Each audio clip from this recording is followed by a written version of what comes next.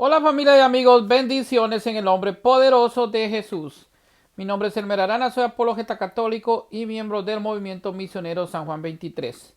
En esta oportunidad vamos a hablar de los sacramentos de la iglesia, pero principalmente del sacramento de la reconciliación. A través de los sacramentos de iniciación cristiana, el bautismo, la confirmación, la Eucaristía, el hombre recibe la vida nueva en Cristo. Ahora todos lo sabemos, llevamos esta vida en vasijas de barro, como nos dice el apóstol Pablo en 2 Corintios capítulo 4, versículo 7. Estamos aún sometidos a la tentación, al sufrimiento, a la muerte, y a causa del pecado podemos incluso perder la nueva vida, o sea, la vida eterna. Por ello, el Señor Jesús quiso que la iglesia continúe su obra de salvación también hacia los propios miembros, en especial con el sacramento de la reconciliación y la unción de los enfermos, que se pueden unir con el nombre de sacramentos o de curación. El sacramento de la reconciliación es un sacramento de curación. Cuando yo voy a confesarme es para sanarme, curar mi alma, sanar el corazón y algo que hice y no funciona bien.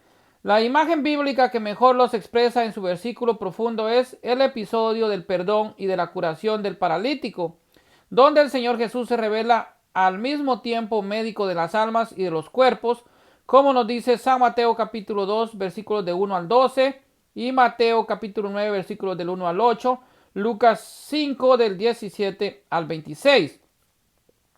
El sacramento de la penitencia y de la reconciliación brota directamente del misterio pascual.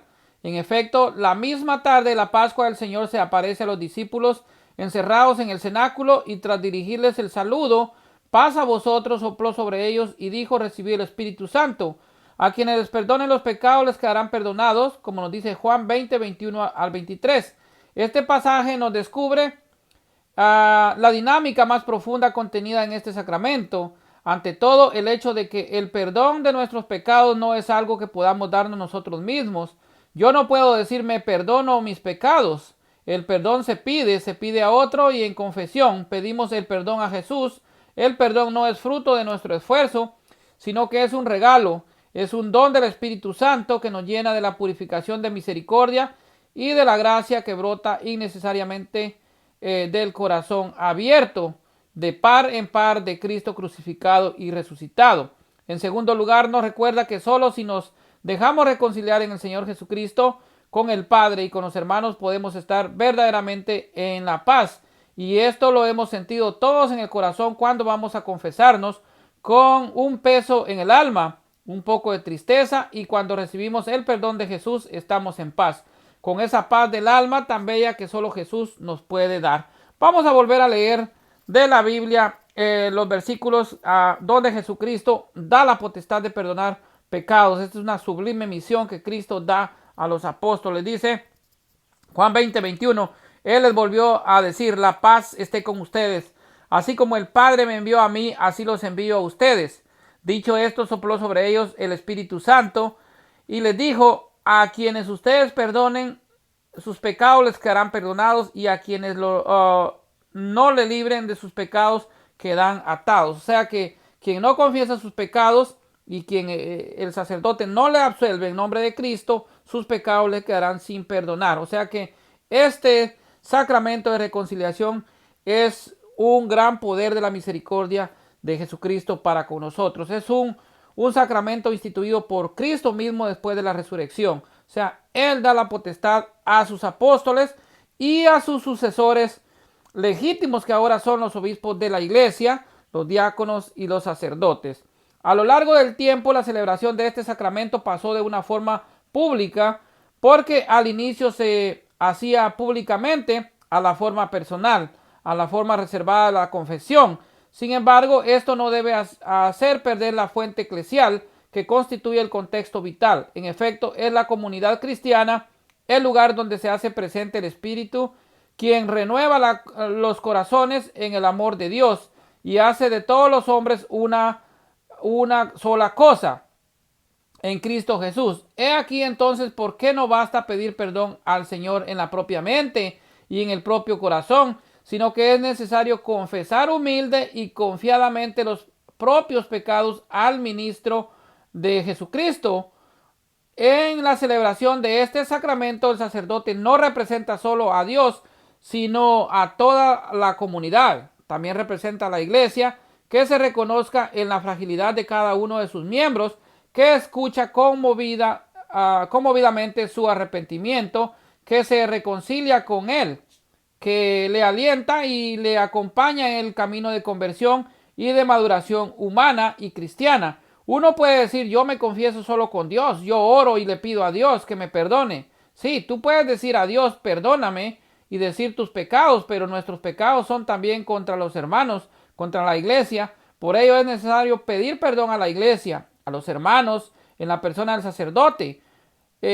Pero padre, yo me avergüenzo. Incluso la vergüenza es buena, es salud tener un poco de vergüenza, porque avergonzarse es saludable. Cuando una persona no tiene vergüenza, en mi país decimos que es un sinvergüenza. Y miren cómo el diablo es de astuto, que para cometer el pecado no nos da vergüenza, pero para pedir perdón sí nos da vergüenza. Pero incluso la vergüenza hace bien porque nos hace humildes, y el sacerdote recibe con amor y con ternura esta confesión, y en nosotros y en nombre de Dios nos perdona los pecados. También desde el punto de vista humano, para desahogarse es bueno hablar con el hermano y decir al sacerdote estas cosas que tanto pesan a mi corazón. Y uno siente que se desahoga ante Dios con la iglesia, con el hermano. No tener miedo de la confesión. Uno, cuando está en la fila para confesarse, siente todas estas cosas, incluso la vergüenza, pero después, cuando termina la confesión, sale libre, sea grandemente hermoso, perdonado, blanco, feliz, sea se me quitó una carga de encima, o sea, lo que me pesaba en la conciencia, se me quitó gracias a la absolución de los pecados por medio de Cristo. O sea, Cristo me perdonó mis pecados. Esto es lo hermoso de la confesión. Quisiera preguntaros, pero no lo digáis en voz alta, que cada uno responda en su corazón, en su mente. ¿Cuándo fue la última vez que te confesaste? Cada uno piensa en ello. Son 2 días, 2 semanas, 1 año, 2 años, 10 años, 40 años. Cada uno haga cuentas, pero cada uno se pregunte cuándo fue la última vez que me confesé, y si pasó mucho tiempo, no perder un día más. Ve al sacerdote, será bueno. Jesús está ahí, y Jesús es más que bueno que los sacerdotes. Jesús te recibe. Jesús te recibe con mucho amor. Sé valiente y ve a la confesión, que el ministro de Cristo te va a absolver en el nombre de Cristo. No en nombre propio de Él, sino en nombre de Jesucristo. En nombre de Cristo te va a absolver tus pecados, y vive una vida más santa ante el Señor. No cometas los mismos pecados. No vuelvas a cometer pecados. Sigue buscando la gracia de Dios. Vive los sacramentos de la iglesia, que nos encaminan al encuentro con Cristo, a una vida eterna. Vivamos en santidad con Cristo. Caminemos rectos en los mandamientos que Dios nos dejó, y en los sacramentos que Cristo instituyó y le dejó como herencia a la iglesia. Los sacramentos nos hacen vivir una vida más santa, una vida de santidad en Cristo. Un día estaremos cara a cara junto a Jesucristo y alcanzaremos la vida eterna. Así que vivamos una vida de santidad.